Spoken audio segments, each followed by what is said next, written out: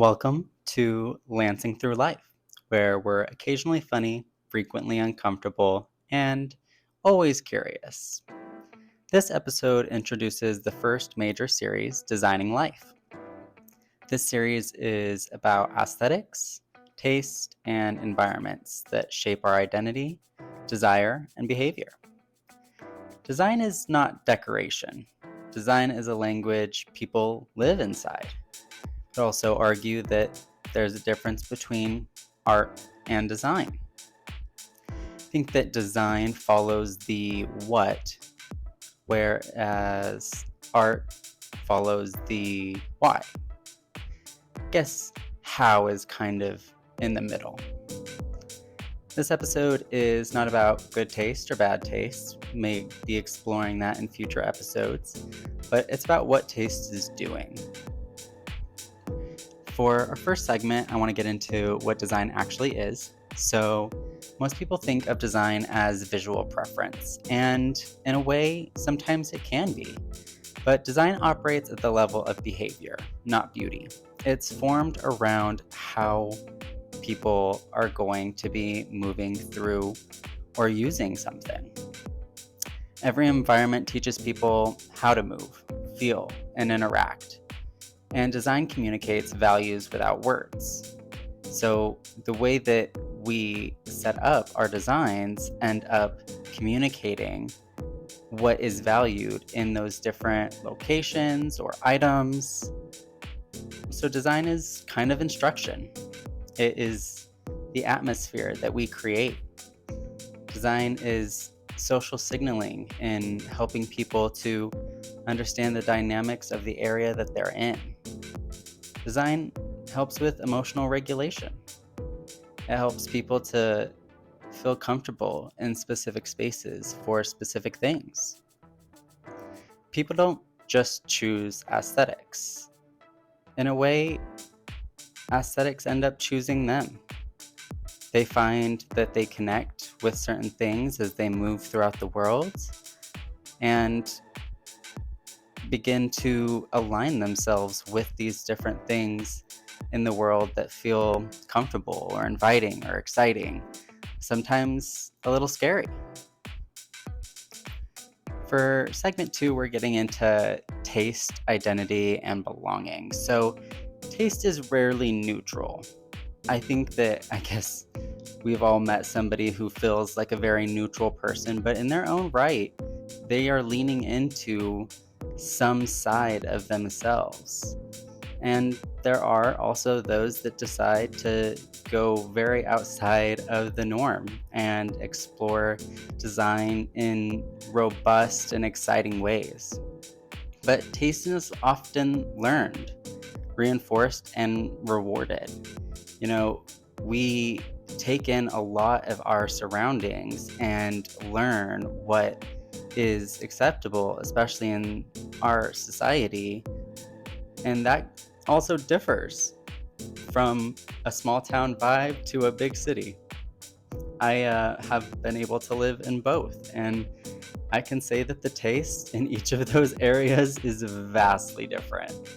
But it's reinforced by the environments that these people are in and rewarded in that other people will feel comfortable connecting with people that are aligning with the taste that they have or that is almost prevalent in the region. So aesthetic choices signal that belonging, but also aspiration and distance between people. I think that is seen even more in kind of the big city environment where people aspire to attain a specific look. And that definitely comes in the form of designing their life. For others, I think, especially the ones that you can see that are doing it in the most exciting ways, it becomes an art form because they don't have to think about how much they're designing. They've already kind of honed in on what their direction is so much that they start to explore and create art.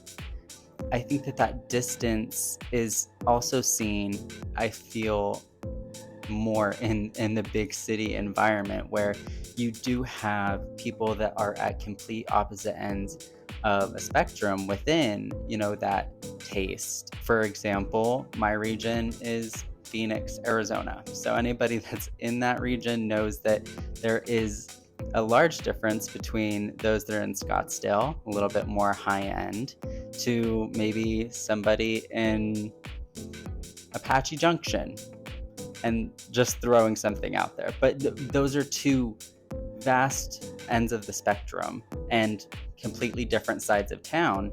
And in, say, Tempe, that's about in the middle of those regions, you see a mix. And I think there's a certain beauty in that because people learn from each other that just because of what they've seen in their routine lives and their comfortable environments, that may not always align with what they truly feel connected with.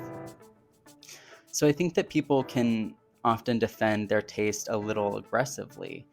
I think that once it has become such a learned moment and it becomes intrinsic with how you identify yourself, it's easy to feel a little bit offended or unsure and uncomfortable when, you know, your normal isn't the normal in your area. You're exploring, you're seeing new ways and walks of life. And I think that some people end up creating this connection between taste as a shorthand for values. And that's where a lot of the judgment can end up coming in, which is a little bit ironic because from having worked in the design field with people from large financial backgrounds to those that are working with smaller budgets, the way that people present is kind of the same across the board. The problems that they face are just varied in where they are socioeconomically. But that becomes a social currency that they feel like they need to partake in to be able to curate a life, especially in this day and age where everybody is trying to curate what their lives look like on the internet, and it becomes a little bit of a contest. And that's not always healthy. What we need to get back to is taste as a form of expression, because there are so many vast directions that you can go into. But if you're not really staying true to the taste that you identify, or even if it's something that you want to explore to see if it's something that you connect with, it comes off a little lackluster. Even if you have nice things or you're well put together, sometimes it doesn't feel fitting to the person because they're not actually exploring the taste that they align with or find that direction in new ideals that stays true to things that are in alignment with them. So it can become a little bit restrictive in those ways if people are starting to try and limit themselves in the confines of what is normal in their area or what they think that they should be attaining. So in future episodes, I do think that we want to explore taste versus trends a little bit, because that can definitely come into play with people wanting to jump on bandwagons of, what's popular at the time. I think one of the most popular examples I can think of, especially working in the interior design field predominantly, is the go-to for mid-century or mid-century modern, and how you will have these people that will walk in and ask for this Pinterest board exactly, and then sometimes feel frustrated when it doesn't feel like it connects to them. But they often in the design process will knock down elements that could really connect with them as a person, but they feel like isn't really connecting with a specific aesthetic that they're looking to go for. And I think that there is a beauty when you can or find somebody or create for yourself a balance between what you do like and you want to attain and what is true to yourself inherently.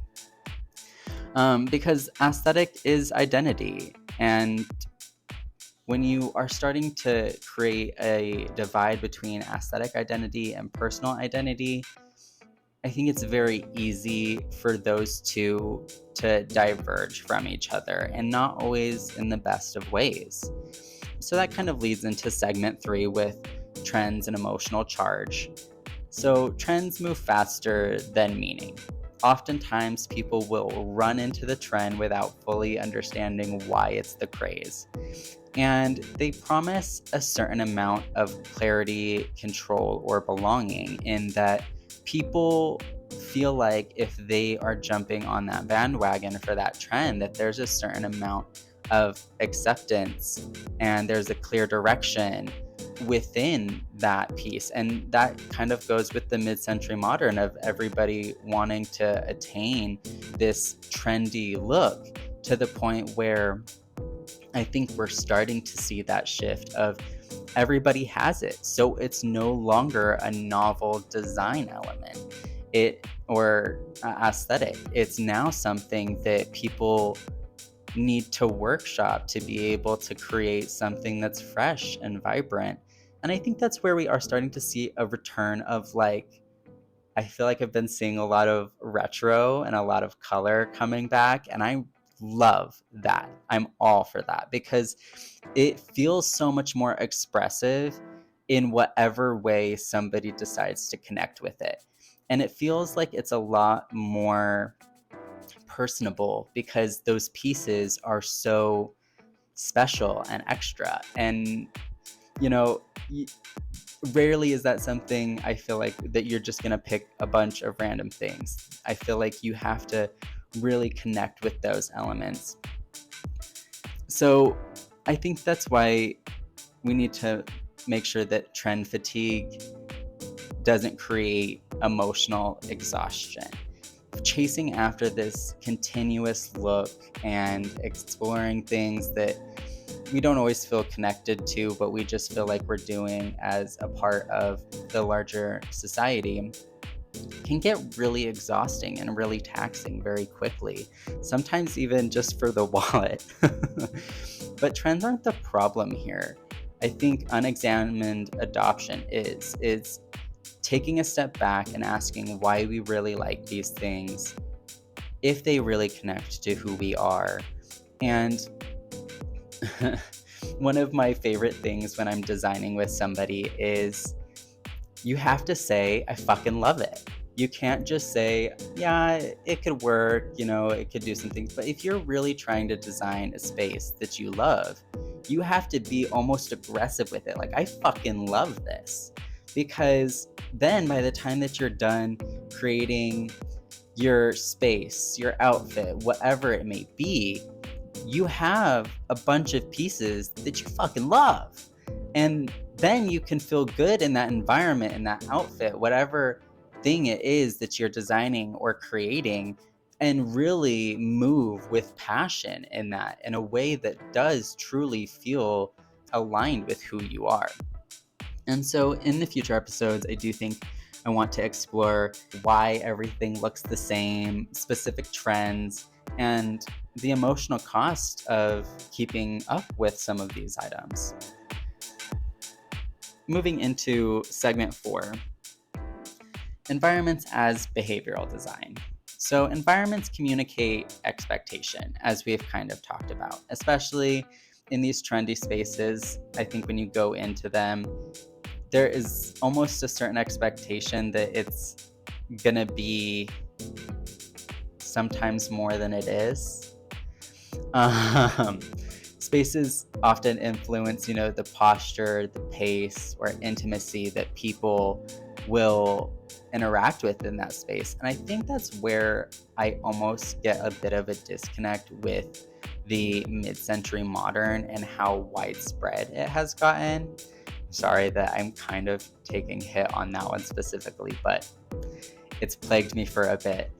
But those have eventually started to become kind of cold. And the mid century element is trying to bring in, I think, a lot more of those organic elements to try and liven up the modern that is kind of starting to come off as cold. But then they're trying to make all of these organic elements very neutral. So then you just end up with these spaces that don't feel like they are truly showing a ton of character all the time.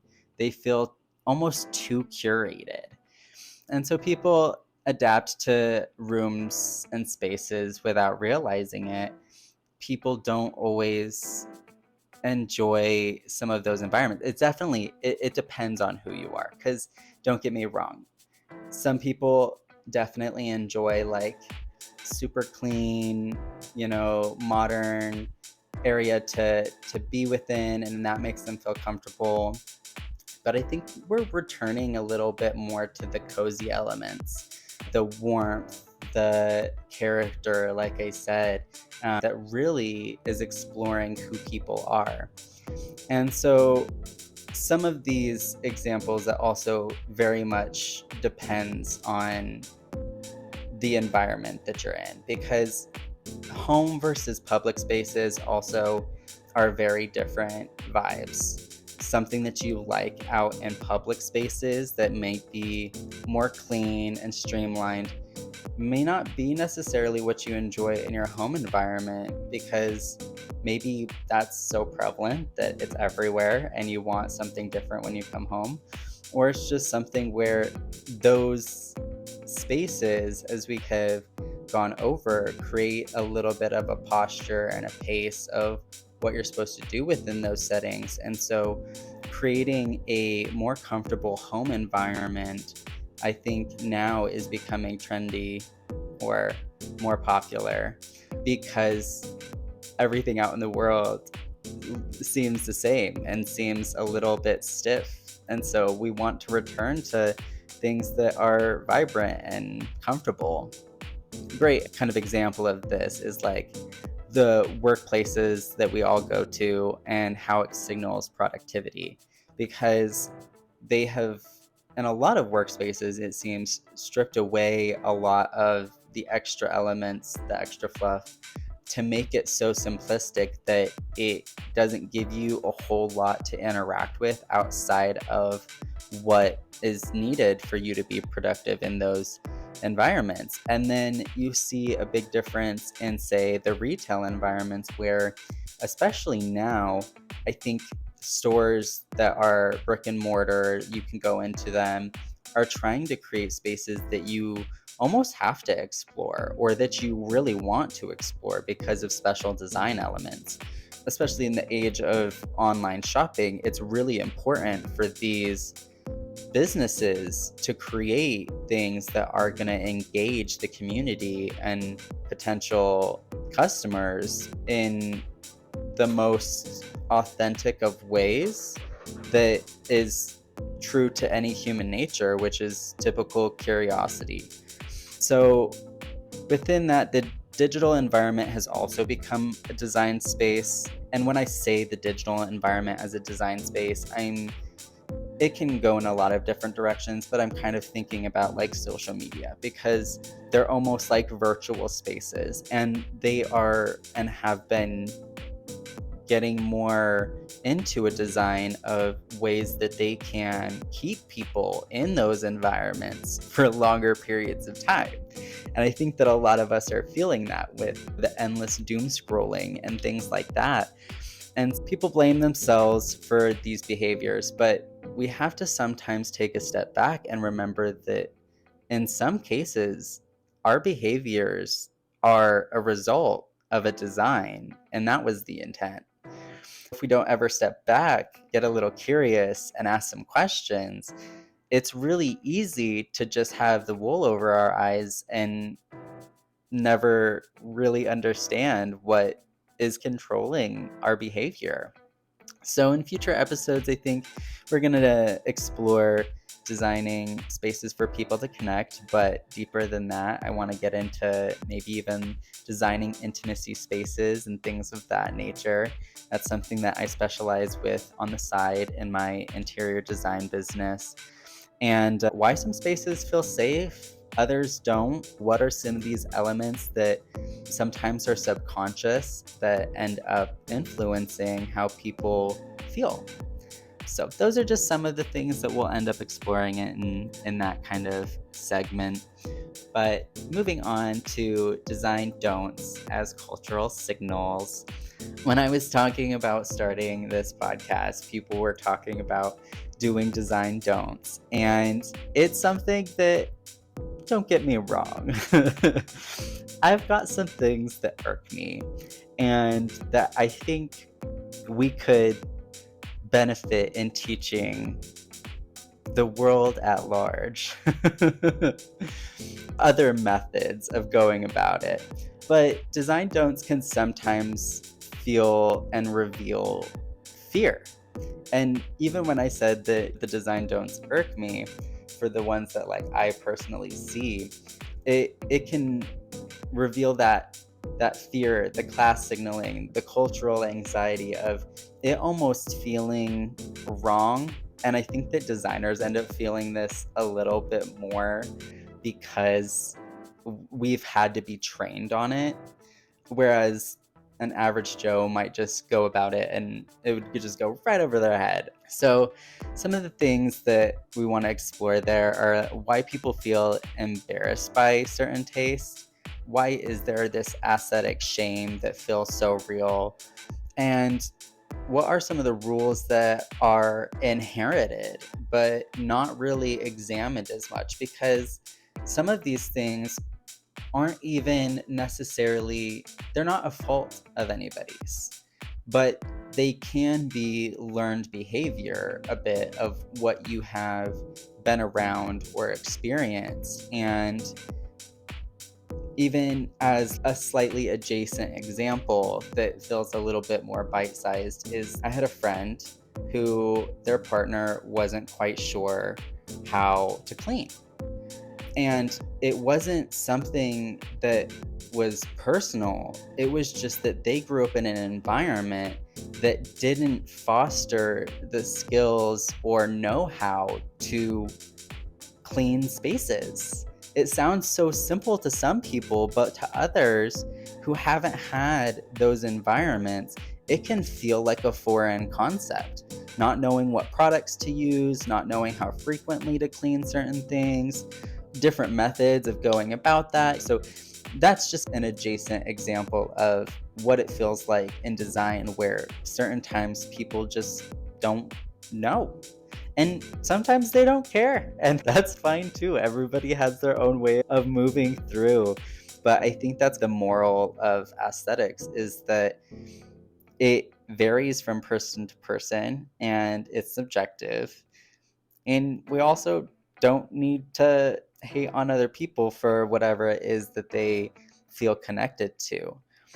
I do think the caveat to that is clean versus cluttered as value judgment. Again, it's not always true like anything in this world, but typically I feel like if certain things aren't, say, being taken care of in certain ways, it can sometimes be a signal that there isn't a whole lot of pride or people or a person carrying in that element to want it to be a nice thing for them to regularly utilize. And sometimes people come into this minimalism thinking of it as a virtue. And again, everybody in design is subjective to their own experience and what they enjoy. But I think the minimalism, especially in how prevalent it's gotten, has stripped people away a little bit and created this thought that if you're minimalistic, that, there's a certain elevated personality there. I don't know. And maybe that's the kind of wrong way to go about saying that. We'll workshop it as we get to explore these thoughts and these segments more in depth in specific episodes that are targeted into a specific, like, lockdown subject. But aesthetic rules are often about control and not always about quality. And so I think that's where you also see that it's not always about how a person cares about these things, but sometimes it's that they either have a certain piece and not having control over these elements, or certain people that really enjoy having control over these different elements of their environment or what have you. And so they will enact or choose not to act on these things that could change that based off of how much they care about controlling those things. So in future episodes, I think we're going to explore different things about when aesthetic becomes avoidance a bit, because as somebody who has struggled with mental health issues and that kind of thing, sometimes the aesthetics or what is being presented in your daily lives or out in the world isn't always true to the core of how you're feeling, but sometimes or the core of who you are, but it's more intrinsically how you're feeling at the time to fix that statement. Because your core person can be outgoing and well kept and aesthetically explorative. But if you aren't feeling up to those things, it's very easy for your living environment to get dirty for an extended period of time past what would be typical for you. For your appearance to start to decline in the way that you take care of yourself, because it almost is a system that feeds itself. And I'm not hating on anybody that is going through this. I think it's really important in these moments to reach out to people that make you feel the most comfortable being able to explore that with them and share those things with them. Because in a lot of ways, I think everybody feels that at various times. As we talked about earlier, a lot of people are curating these experiences. And so if they believe that other people aren't having the same lived experiences, and if we don't show the people that we truly care about a little bit of the things that, I hate to say make us weak, but like that we feel are our faults, we never get to learn and explore from them how they might have dealt with the same exact thing, or how they may want to support you getting through those things because they know how much it hurts. And so with all of that, again, we'll explore these a little bit more in depth, I think, as well as throughout various series and segments, being able to bring in people that are having some of these shared experiences to explore them with us, and so that we can all learn from them. But I think the taste is a little bit of policing and shame at times, because you are sometimes putting, as we've talked about, a class to what taste is. Whereas I think we should just start moving to everybody has their own aesthetic. So moving on, segment 6. When aesthetics replace meaning, a life can look coherent without feeling lived. This comes back to the point of these minimalistic or these trendy spaces that people will sometimes get into and then not feel as comfortable in, but sometimes they feel uncomfortable changing that environment too much to make it personable, to make it comfortable, to make it something that feels lived in, that they end up not enjoying it as much as they hoped that they would. And so aesthetic consistency can become a little bit of an emotional bypass where you start to put those aesthetics over what you're truly feeling or connecting with.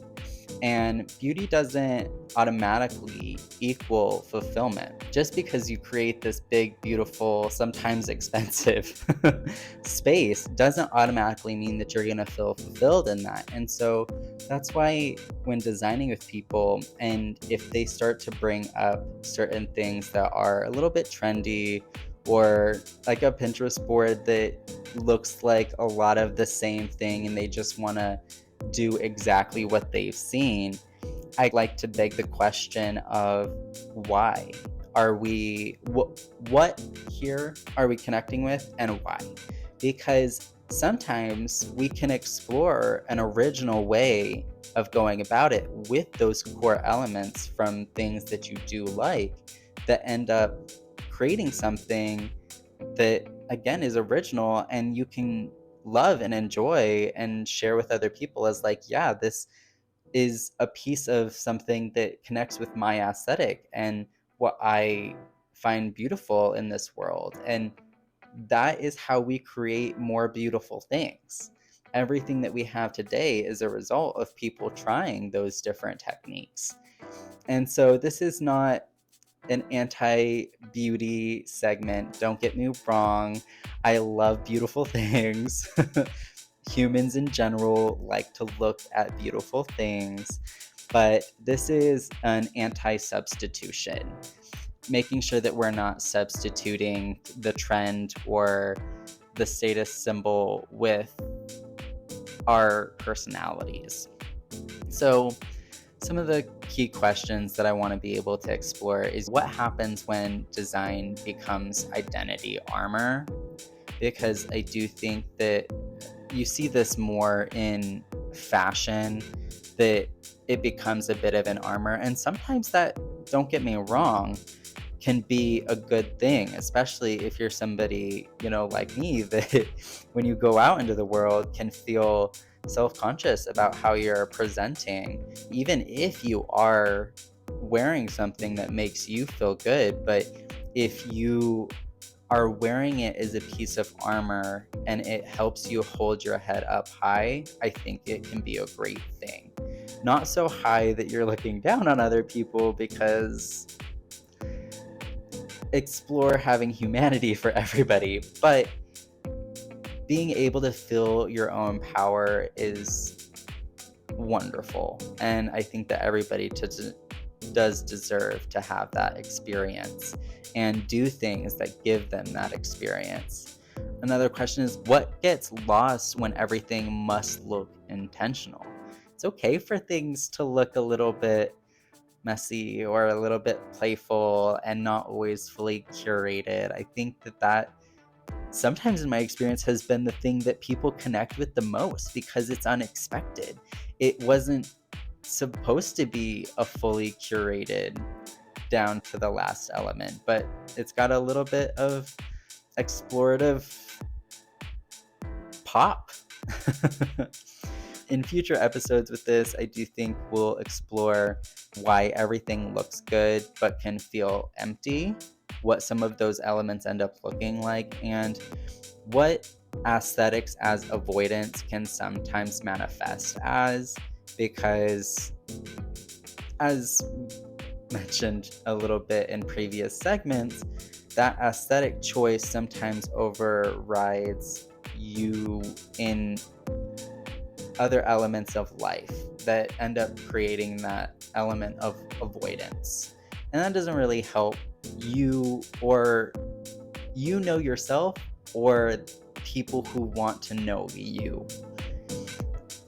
So yeah, moving right along into the next segment, art creation and disruption. So art disrupts aesthetic expectation. As I spoke about in the very beginning, I think that there is a difference between art and design. Sometimes they do meet together, but technically art is usually a subjective element. It's something that is used to extract or like make people feel a specific way, and or multiple different ways. But design is meant to guide people through things or to create a certain experience. And it's a little bit more direct in how it influences people. It's a little bit more purposeful, but in a stricter way, I think. Art is more free. So creation reintroduces risk. Whenever you're creating these different elements, there's always going to be a risk, whether that is art or design. In both of them, you're creating something, but in art, I feel like your risk is being misunderstood in your creation or your emotion and intent. Whereas design, it's the risk that things might not work the way that they were intended to. And sometimes that can have bigger risks than art would have. Like if I'm designing a space and I do it wrong, it could negatively impact lots of people that may be going into that, or people may have to redo some of that work, which comes at a cost. So making things changes relationship to taste, in that when you get to create something and work through this process, you get to explore what things you truly are connecting with and what your taste or aesthetic really is in this world. Some of the things that we want to explore here are differences between consuming aesthetics and creating. I think that there is a difference between what you are consuming and what you end up creating, because you can look at all of these different inspiration images per se, and you can make that exact thing. That is a bit of a consumption of that aesthetic. Whereas if you see something and you're like, oh, I like this element from this and I like this element from this, and you're pulling from multiple sectors, then you're really creating something unique. And I think that's why imperfections matter, is those imperfections show you. And not that you want to be seen as like an imperfect person, but like just saying that that's where you get some of your most exciting pops, whether it is in fashion or design or any of these other sectors, is people connect with those imperfections. You switching up and having maybe a style all in one direction, but then having a couple of elements that are personable, that make that specific inspiration image that you might have been building off of imperfect for what it was doing. It's now being able to serve a new beautiful purpose in how you've gotten to interpret it. And that becomes a bit of the design and the art coming together. Art is a bit of a resistance to trend cycles. That's when you do get to see things that feel fresh and exciting and it feels artistic, because it's not what is being done everywhere at a mass scale. And so in later episodes, I would like to explore art creation as reclaiming agency, how you can connect with your inner artist and designer and bring these both together to really create foundations for things that you truly do connect with. And so with all of that said, designing life is not about decorating better. It's about noticing what shapes behavior. It's about choosing environments consciously, and about asking what aesthetics are doing. not just how they look. In future episodes, we'll slow down each one of these ideas and get to dive into them as a larger topic. This was a bit of a map, so these aren't destinations. I always like to say that my mind is changing, it's growing with perspectives and speaking with other people and their experiences. I'm sure that some of these things are bound to evolutionize and change a bit. But if something surfaced while listening, it's worth exploring that curiosity. Thanks for listening to Lancing Through Life, and I welcome you to explore with me in upcoming episodes.